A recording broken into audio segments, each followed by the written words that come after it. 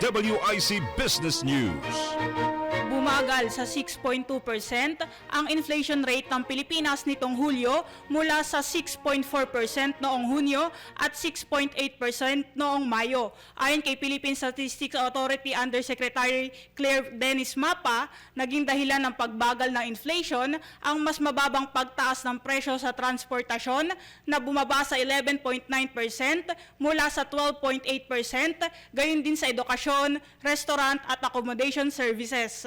Bumaba rin ang core inflation sa 4.2% mula 4.4% habang nananatiling 5.3% ang food inflation dahil sa patuloy na pagtaas ng presyo ng cereals at bigas. Samantala, bumilis naman sa 8.2% ang inflation sa pabahay, tubig at kuryente. At yan ang ating business news. Para sa Boses ng Pilipino, nagbabalita ng todong lakas. Shaznay Ortiz sa bagong tunog ng DWIZ 882.